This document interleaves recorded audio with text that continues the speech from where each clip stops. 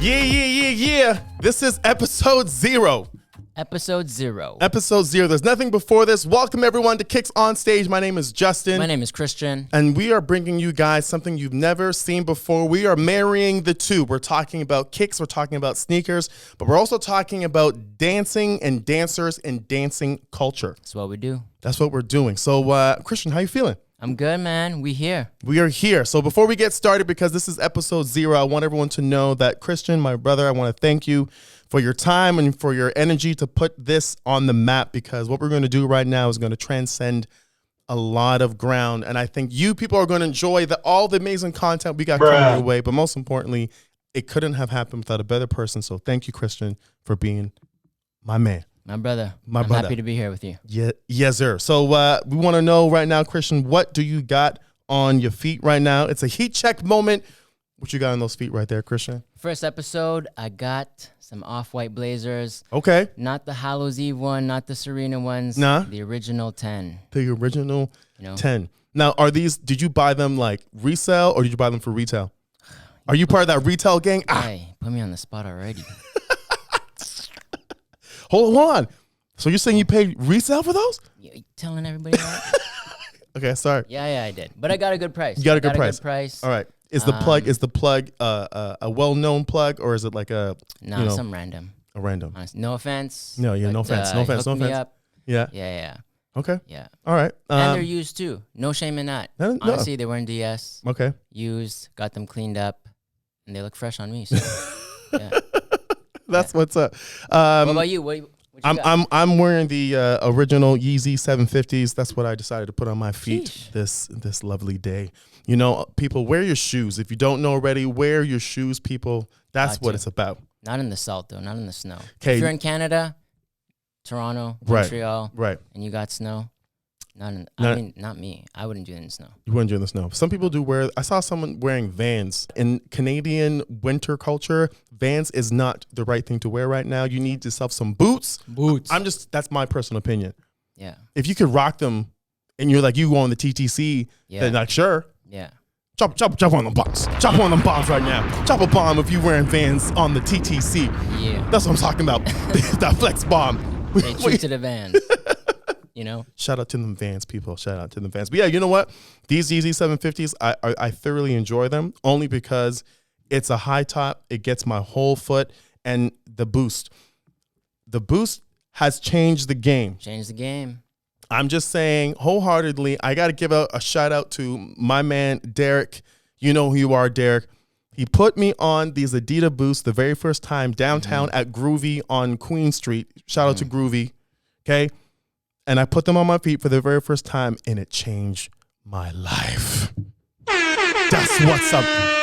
It changed my life. The Adidas boost changed my life. Hey, okay, so you yourself, when you went from, first off, do you own any pair of Adidas boosts?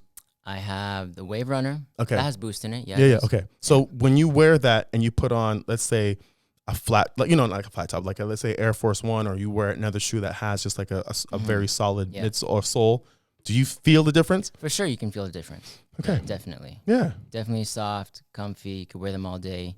So that boost changed everything. It did change everything. The Ultra Boost, when those came out, 2016. Yeah.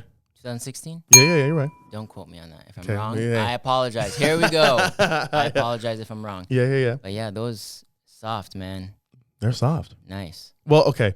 You know, I think it's also important, Kristian, that we're going to be talking about sneakers a lot throughout this time that you were with us, guys. And anyone that we have on here joining us, we're going to be talking about sneakers, but we're also going to get into some history, some dance history of who you are. Let the people know, Kristian Dallas. I'm giving full governments. That's right. Full governments on that. Rewind that. Kristian Dallas. Yep. What's your dance history, bro? Where did you come from? Where did we find you? How did we come about to see this face of yours? It was kind of by mistake. Okay. That's kind of how it started. Okay. I mean, it was always basketball for me. Okay. Went to university for engineering. And then I started dancing. In high school and university, I kind of fooled around with dance. Okay. Just for fun. And then in my last year in university, I took a workshop and a company saw me and Artists in Motion. Shout out to them. AIM for short. AIM for short. AIM for short. There you go. And they were like, "Hey, when you graduate, come join." Okay. And then I did, and I had no idea what I was getting into, and then it just kind of took off. And shout out to Shamika. She runs AIM, AC Mensa, Hollywood. Those are my OGs. Those are the ones who taught me everything I know, who grew me, who taught me everything, and kind of sent me on my way. So, and how old were you? How old were you when this was happening? 21. So like later on. Yeah. It wasn't like an early teenage. I mean, in university, 18, 19, fooling around with dance. Yeah. But real training, like real taking class, someone telling me like what a formation is, where to stand, how to move, you know, how to hold myself, grooves. I had no idea how to groove. Right. That was all 21. Yeah. So what was your favorite basketball team growing up? You mentioned basketball. That was your thing before dance. So what was your favorite ball team? I mean, when I was younger, I was definitely a Chicago fan because of Michael Jordan, the GOAT. Drop on them flex bombs. From Michael Jordan one time. Drop on them flex bombs. Yeah. But yeah, I'm a diehard Raptor fan. Okay. Even through the trenches when we were not so great. No. But you know what? Yeah, if you made it through all those years of Raptor history and you're still a Raptors fan, salute to you. Yeah. So, yeah, man. That was me. And then later on, we won that chip. Yeah, we like our chips. We like our chips with dip. That's what we're talking about. Shout out to Drizzy. That's it. That's dope, bro. That's dope. It's interesting that like the transition came later on. Yeah. And you know, for you to then adapt to dance and to say like, you know what, I'm gonna focus my energy in this world. And yeah, and honestly, I wasn't sure I was gonna do that, you know, but I felt like I had no choice at the time. And when you feel like you have no choice and you have no plan B, you kind of just make it work. Yeah. You fight hard, persevere, and it became a career. So dope. Here we are. Yeah. Tell me about you, sir. Where you come from? Where I come from? Funny enough, I started dancing in church, Toronto Church of Christ. We're both from the Toronto Church of Christ. Guys. I used to watch Justin in Teen Devo. For those that don't know, Friday nights, they used to get all the teens together, and we used to have our own service. Yeah. Right? I used to see him, Leon, for those that know Leon. Right. And all you guys dancing. Inspired. I used to be off in the corner by myself thinking I'm going to dance just as good as them one day. Well, we're going to get full circle to that situation, how yeah. we didn't cross paths till later on in life. Yeah. But yeah, so it started off with church. Shout out to Leon Blackwood and Simone Bell. We started doing dance in church because they were asking us to do like I think it was like a Kurt Franklin, do you want a revolution? What? Do you want a revolution? What? So we, right? Whoa. Sorry, stop. Okay, that song it's a good song. Play that song. I dare you to play that song and not dance. I dare you not toe tapping to some Kurt Franklin. And we did the performance, and then Leon said, I think I want to take this outside of church. And we said, okay, let's try it. Let's do it. When he did it, I was 15 going on 16. Right. And seeing the progression that Leon had and the talent that he had, at that time, he was really loving his Britney Spears, like the Brian Friedman and like the Wade Robinson. Don't forget Wade Robinson. Classic. Slave for You video. Just for those kids that don't know, we're talking about Slave for You video. Iconic choreography. Iconic. So we were doing this, and we started pulling in other people, and we started pulling in like Tamina Pollock. We started pulling in Rob. We started pulling in Jennifer Abbey, all these people into our crew, and the crew was called New Limit.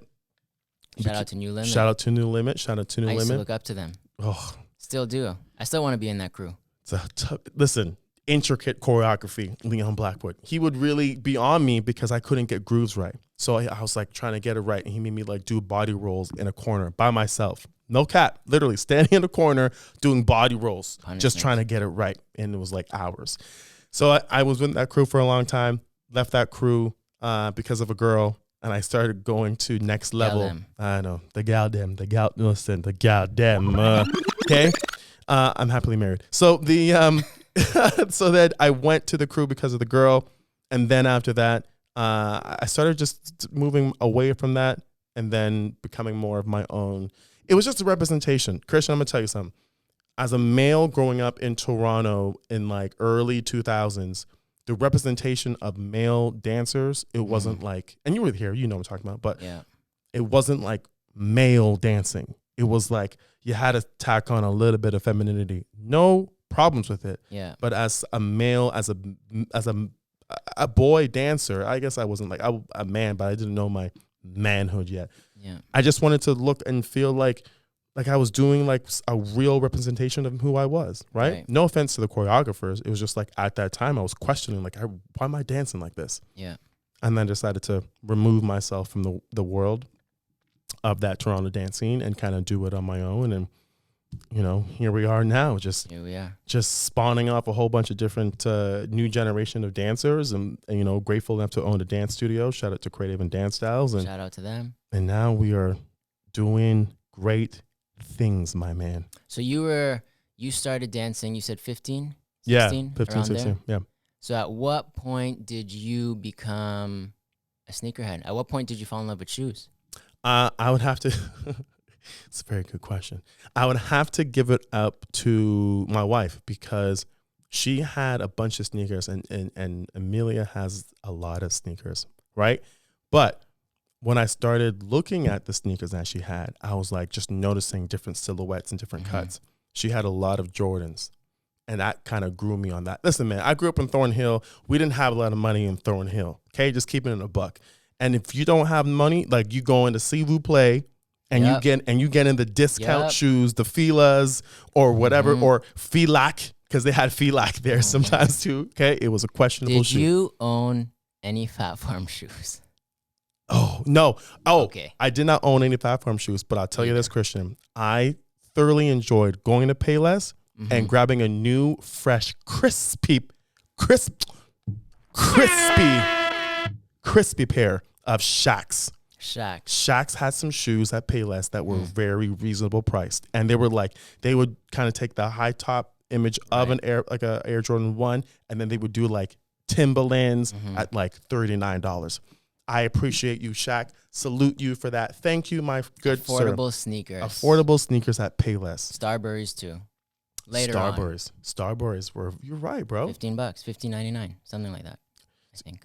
You're right. Starbury is a great advocate for, you know, promoting sneakers at an affordable price. Yeah. Because he knows that the factory out in China makes them at a certain price, and he doesn't want to upsell like a Jordan. Listen, if you don't know that sneakers do not cost $200, it doesn't cost Nike $200 to make a shoe or $199. Yeah.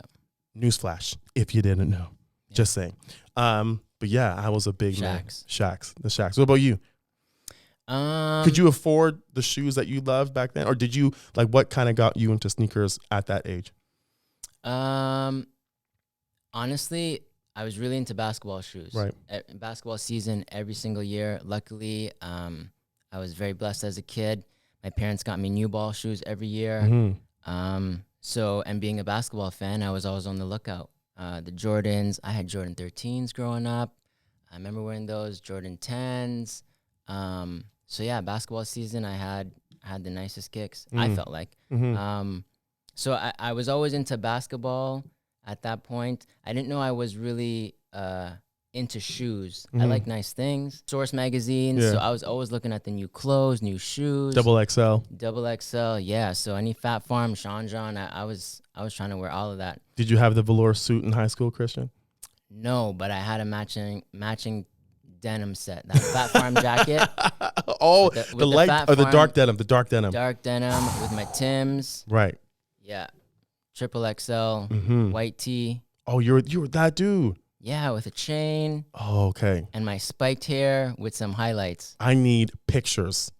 We're gonna put a picture. We're gonna find it. We're gonna put a picture up. Right. We're gonna put a picture up. There you go. Boom. I was heavy into it. I was wearing like Vocal, like Nelly's brand. Really? Yeah.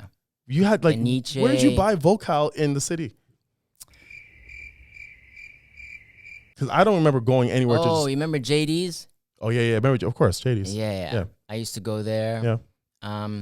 Honestly, I don't remember the stores, but it was probably some bootleg spots that I thought I was getting some real stuff. Right. And it's probably some bootleg, like fake Fat Farm stuff. Anyways, I looked fly, so at least I thought I did. Right. Yeah. Did you ever wear like bootleg shoes to school just to stunt? No, I was never that guy. You wasn't that guy. Still to this day. Right. Yeah. Legit check. Yeah, legit check. Legit check. Okay. Yeah. I mean, some of these bootlegs these days, they pass, man. They pass, and they're nice. Right. So, I mean, and these shoes are expensive these days. So if you want a bootleg pair, no shame in that. Right. Grab them. No one's going to be able to tell. No one is going to be. Yeah, you're right. Definitely, for sure. But yeah, I wasn't, I think I became like a sneakerhead, like really late. Probably almost like 2016, 17, around that time. Really getting into shoes, knowing what they were, knowing like the history behind them, the stories behind them, what they meant, collaborations, really just diving in deep into what they were. So that was later. But I think from an early age, I appreciated urban wear, FUBU. Shout out to FUBU. Right. Yeah. Right. I still rock that. Yeah. You still rock FUBU in 2021? Why not? Wow. Who else is wearing it? This is also very true. No one's wearing FUBU right now. I'll wear what you don't. Yeah. I think I had one. It was like a baby blue FUBU hoodie. If you find it, give it to me. Really? You would rock it? Yeah. Yeah, I guess so. Yeah. You did come out and say that was what you're going to do. Yeah. That was what you're going to do. Yeah. If you could look at your old teenage self and put them on game, would you change anything about your teenager self, or did you appreciate everything you went through?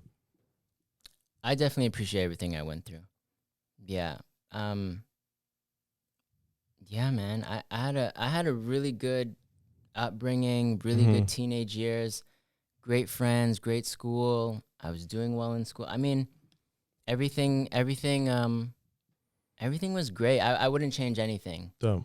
Yeah, I would actually say, I would tell my old self, like, just keep following whatever I felt then in high school. Keep following that, because I was so much more confident back then. Yeah. Not that I'm not now, but as you get older, you start to get insecurities. You're more aware of things. Back then, you're just free. So I would back then, I definitely commend myself for going after everything back then. I was a bigger kid, bro. So I was like struggling with weight. Like I would be 230, then I would be like 210.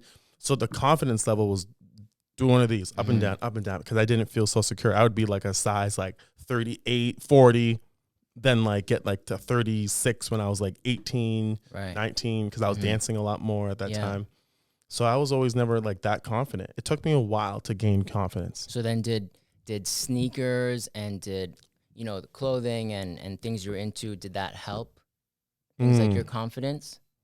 No, you know what it was? Because I went to York to be an actor. That was my thing. I wanted to be in theater.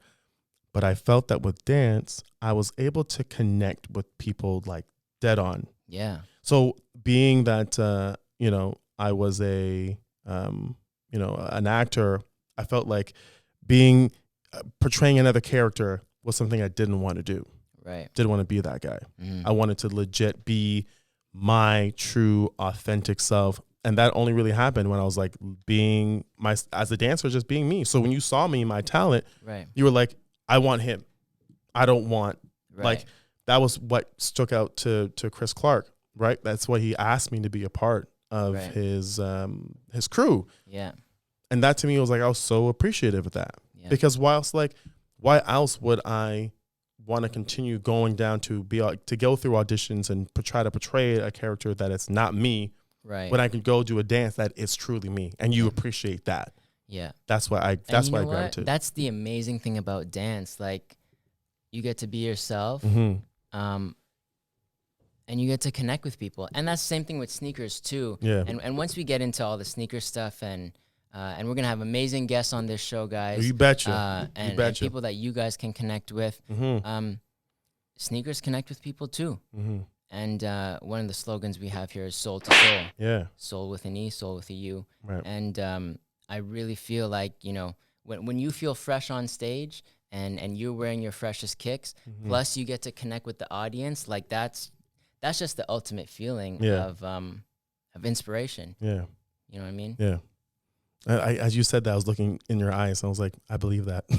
Yeah. It was like you pulled me in with that. Yeah. Did you feel that, people? Did you feel Kristian when he said that? Zoom in. Zoom. Right now. Yeah. To me, pretty eyes. Camera zoom. I really am appreciative of your story because it goes through that, you know, dance again was able to be something that you found was your true calling in life. A lot of people don't get that. Do you feel that in this current state of the dance industry that we're in right now, do you feel like it's in a good space? Do you feel like it's on troubled waters? Where do you feel we're at? I feel like we're transitioning. Mm-hmm. I feel, well, obviously with COVID right now, it's tough. Everything's online, you know, and that's the only way to connect with people. Mm-hmm. And I feel like most things, you know, if you were an OG and you were not about the social media era, well, you kind of have no choice right now. Yeah, of course. And I think it's in a big transition. What I do hope is that it remains authentic. There's nothing more authentic than being on stage and connecting with people, which hopefully we get back to. But I think this next generation is like talented. They're scary talented. They're way more talented than us coming up, and they just have more access to things. They had all the social media. They can see us. We didn't even have YouTube. Right. We had to record those videos, play it back if you could. Right. Try to memorize. Right. You know, but that was the hustle. Right. That's the other thing. I feel like we have the hustle, we have the grit, we have the all the know-how and just to fight for what we want because it was so hard to attain. Now things are easier to attain, so someone might be super talented now, but do they have that determination to last? Right. Will you have a long-lasting career? Once Instagram's gone, like, is it still going to matter to you? Yeah, and that's why I feel like it's a big transition because there has to be a balance. If you want to last in this profession or any profession, you got to be able to do it all. You got to have talent, but you got to back up that talent with hard work and determination. Yeah. Yeah. When I see like a Sean Liu or I see, you know, Kid of the Great or I see like, what's the other dude name? Oh, I'm drawing a blank. Oh, Ian Eastwood. You know, those guys are like, Ian Eastwood's ankles, the way he does his stuff. I'm like, bro, like your ankles move like that? Or just the isolation in Kid of the Great or the way that, you know, amazing. Sean Liu can do anything and just body. And there's a plethora of talented, you know, kids out there. I think it's in a good space. But it's also now reminds me when Ian Eastwood and his crew was on World of Dance and J-Lo was like, I see what you're doing, but like, can everyone do what you're doing? Can you get multiple people to do that? And I think that was one of the biggest things. I look at Les Twins, right? When they would go teach class, whether it be, you know, here in North America or overseas in Europe, when you see the routine, they're bodying and they're killing it because that's what they do. But now you try to teach that to people who can't do what you do. Is it still effective? Is it still a worthy class where you're going to pay $15, $20 to take class from someone where you clearly cannot do their dance style? That's it. Have you ever taken a dance class where you're like, bro, like I'm not catching these steps? Not because you couldn't do it just because like you didn't have the right blood sugars or something. I'm talking like physically you took a class where like I'm getting my butt kicked right now. Well, I'm not very flexible, so any contempt class for me is gonna feel like that. Okay. But to your point, no. Luckily, I've had great teachers. Luckily, I've been around people that have taught me the right things, and that's probably why it's you know led my career the way that it has. So luckily, I've had great teachers. And to that, when you're asking about the state of the dance right now, I do agree it's in a great place because it's popular. It's even going to the Olympics. Yeah. So that's great. All those breakers out there, shout out to you. That's awesome. Super hyped for that. And same thing with shoes. Sneakers is huge right now. Yeah. Do you think it's in a good place? Where do you think it's going? Sneakers or dance? Sneakers. Yeah. It's interesting because now, you know, it's interesting when you look at what The Last Dance did to Jordans. Like I had Jordans just sitting and collecting dust that I wasn't wearing them. But when that documentary came out and the resale price and those ones went up and those fives did go up, the threes went up. But those ones, I was like, what? You're telling me those my Jordan ones I paid like $200 are now worth $800, $900? That's just crazy. And it's like, US. Right. hey, that's the beauty of living in Canada. You get that exchange rate. Yeah. So it's like, yeah, I think it's in a good space. I think you have those people out there that are doing good things. And I feel like now with YouTube, you're seeing more of the sneaker culture kind of taking a different angle. It's now becoming like gimmicky a little bit. But you have like your OGs like Mayer that like can just shut down 2J's Kicks. Like they have a real like they have a real passion for it. Yeah. I'm not calling out any YouTubers out there, but I'm talking about like these OGs that have a real passion for it. 2J's just went to Fat Joe's house. You see the Fat Joe's collection? His Air Force One collection? Crazy. Fat Joe has a serious Air Force One collection. Listen, if you have the money to pay, like if you're Quavo and you're going to go to Mayer and you're going to drop, not Quavo, sorry, Offset. Sorry, my bad, Offset. And you're going to go and drop thousands of dollars on shoes that like no one has. Like the Kobe 3, the Kobe 3 pack and the 8 pack. Yeah.